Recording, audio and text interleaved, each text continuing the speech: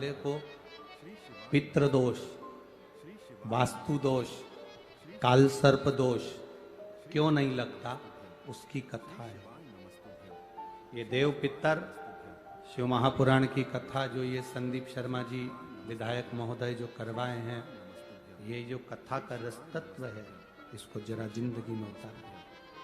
पार्वती जी ने देखा कि यहाँ कुशा रखी हुई है, भ्रम पैदा हुआ मां पार्वती के हृदय में। थोड़ा सा प्रश्न आया मां पार्वती के चित्त में, थोड़ा सा पार्वती जी जैसी अंदर पहुंचते सी उन्होंने जो कुशा देखी, दाग देखी, और कुशा को देखकर मां पार्वती जी ने पूछ लिया पितरों से, नाना, ओ नाना जी, पितरों के देवता आर्यमा स्वामी बैठे थे, तो उन्होंने शब्द सुना पार्वती जी का। शब्द सुनकर माता पार्वती जी के पास में आर्यमा स्वामी आए और पूछा, माता पार्वती आप क्यों आवाज लगा रही हो, क्या हुआ? आप आवाज क्यों लगा रही हो, हुआ? पार्वती जी ने कहा, मैं मेरे नाना के घर में आई हूं, पर इतना सारा कुशा रखा देखा है, डाब रखा देखा है, तो मैंने पूछा कि ये कुशा, ये डाब क्यों रखा? देखो, सनातन हिंदू धर्म में जो कुशा होती है, जो डाब होता है, साल भर अपने घर के अंदर कहीं ना कहीं इस कुशा को, इस डाब को संभाल कर रखना चाहिए। उसका कारण क्या बताया है? तो यहाँ पार्वती जी से स्वयं आर्यमा स्वामी कहते हैं, सुनो पार्वती माता,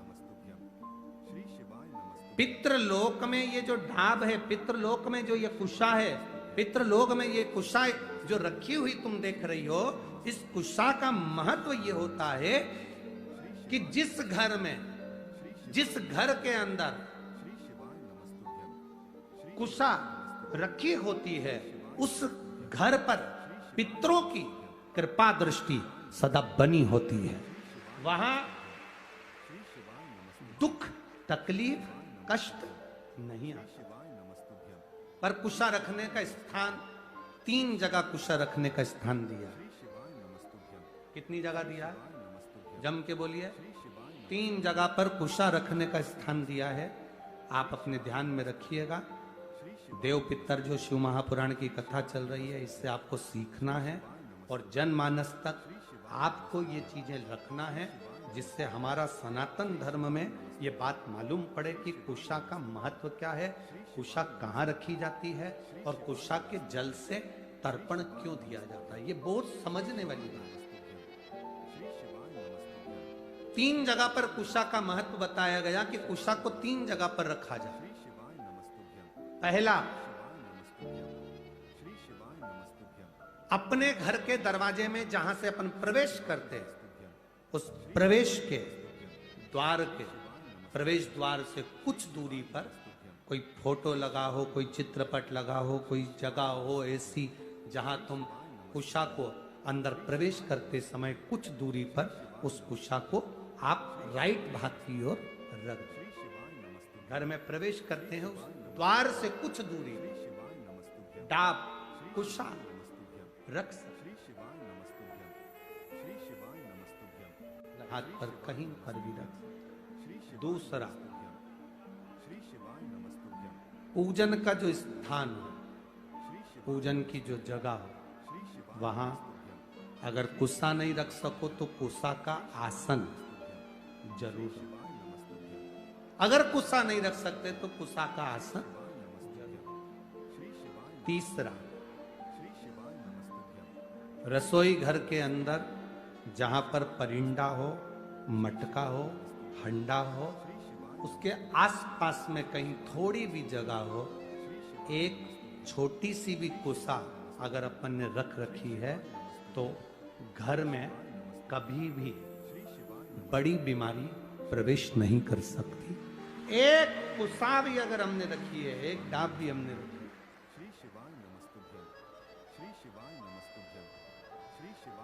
हम तो यहां तक कहेंगे शिव महापुराण की इस पवित्र कथा में आप लोगों से कहना चाहेंगे, श्री शिवाय नमस्तुभ्यं, श्री शिवाय नमस्तुभ्यं, श्री शिवाय नमस्तुभ्यं, श्री शिवाय नमस्तुभ्यं, श्री शिवाय नमस्तुभ्यं, कभी श्री शिवाय नमस्तुभ्यं, कभी श्री शिवाय नमस्तुभ्यं, श्री शिवाय नमस्तुभ्यं, इस पवित्र कथा में अगर आप लोग स्मरण करेंगे तो कभी जिंदगी में आप कोई बड़ी जांच कराने के लिए जा रहे हो कि डॉक्टर ने बोला है कि इनको ये बीमारी हो रही है, इनको ये रोग हो रहा है, इनको ये तकलीफ। श्री शिवाय नमस्तुभ्यं, आप डॉक्टर को दिखाओ, जांच कराओ, डॉक्टर दवाई दे, उसको खाओ। डॉक्टर भी शंकर का एक रूप है। जैसे शिव महामृत्युंजय है तो जगत के जितने डॉक्टर हैं ये भी महामृत्युंजय का एक प्रतिबिंब स्वरूप है। आप इनको दिखाओ। डॉक्टर भी शंकर का एक स्वरूप है। ऐसा नहीं कि तुम डॉक्टर को नहीं मानोगे, डॉक्टर शिव का एक तत्व स्वरूप माना, महामृत्युंजय माना, आप दिखाओ। पर यहां शास्त्र कहता, शिव महापुराण की कथा वर्णन करती है, जब तुम जांच कराने के लिए जा रहे हो, तुम्हें लग रहा है कि डॉक्टर ने बोला है कोई बड़ी बीमारी, ये गठान है और ये गठान, ये गांठ गर्भाशय में आ गई, ये गांठ कहीं शरीर में आ गई और तुम्हें लग रहा है कि ये तकलीफ देगी और जांच के लिए जाएगी। उसके पहले जब आप डॉक्टर की जांच कराने के लिए जाओ, उसके पहले कुशा का जल, अगर महादेव जी की जो जलाधारी होती है, जब तुम्हें लग रहा है कि कोई बड़ी बीमारी हमारे शरीर में प्रवेश कर रही है और डॉक्टर कह रहे हैं कि इसकी जांच होगी, उसके पहले कुशा का जल, डाब का जल, ये अशोक सुंदरी का स्थान जहां पर है और शिवलिंग का जहां स्थान है, इसके बीच में जो जगह खाली पड़ी रहती है, इस स्थान पर अगर हम कुशा का जल, डाब का जल चढ़ा देते हैं और उस जल को उस स्थान पर जहां तुम्हें लग रहा है कि इसकी जांच होने जा रही है, उस स्थान को लगाकर जांच के लिए जाते हैं, कभी जिंदगी में बड़ा रोग प्रवेश कर ही नहीं सकता। कुशा का जो जल होता है, डाब का जो जल होता है, ये साधारण जल नहीं होता महाराज जी, इसको साधारण नहीं कहते। श्री शिवाय नमस्तुभ्यं, श्री कुशा के जल को साधारण नहीं कहा। शिवाय नमस्तुभ्यं, श्री शिवाय नमस्तुभ्यं, आजकल तो एक कपड़े के आसन आ गए। मेरी बुजुर्ग माता यहाँ पर बैठी हैं, बुजुर्ग अगर कोई बैठे होंगे तो उनको मालूम होगा, आजकल तो कपड़े के आसन आ गए। पहले ब्राह्मण को जो आसन दान दिया जाता था वो कुशा का दिया जाता था। बोलो री माताओं, सही है कि गलत है?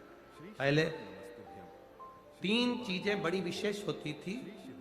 ब्राह्मण को दान करने के लिए कुशा का आसन होता था। सौभाग्यवती नारी को सुहाग का सामान जो दान दिया जाता था वो बांस की टोकरी में दिया जाता था, श्री शिवाय नमस्तुभ्यं, श्री शिवाय नमस्तुभ्यं, जिसको सुहाग पिटारी कहते थे। अब आप क्या क्या कहते हैं हमें नहीं मालूम, पर हमारे उधर तो सुहाग पिटारी कहते थे। पिटारी का मतलब होता है उसमें बांस की डलिया, ब्लाउज के पीस रख दिया, कुंकू रख दिया, हल्दी रख दी, मेहंदी रख दी, चूड़ी रख दी, जो तुमने रखा वो बांस की पिटारी में रख। बांस की पिटारी में क्यों रखते थे? श्री शिवाय नमस्तुभ्यं, श्री शिवाय, हमारे यहाँ बांस की पिटारी की महत्वता क्या है? हमारे यहाँ सनातन हिंदू धर्म में बहुत सी चीजें हैं जिसकी बड़ी महत्वता है महाराज। जैसे शादी के मंडप में बांस लगाना, वंशकार समाज के जो भाई होते हैं जो बांस का काम करते हैं, लोग भले कुछ भी कहें कि ये वंशकार है, ना ना ना, श्री शिवाय नमस्तुभ्यं, शिव महापुराण की कथा कहती है वंशकार बांस की डलिया का निर्माण करता है। जैसे बांस कभी समाप्त नहीं होता, लगा हुआ बांस में से बांस कटता जाता है, बांस फूटता जाता है, बांस कभी समाप्त नहीं होता। जिसमें से पैदा हुआ फिर होगा, उसको काट लो फिर होगा। उसी तरह वंशकार समाज जो बांस की डलिया का निर्माण करती है, वो वंशकार समाज बांस की डलिया इस भाव से बनाती है कि जिसके यहाँ शादी में जाए, सुहाग पिटारी में जाए, उसका सुहाग खूब बाबा कृपा बना कर रखे, उसका वंश खूब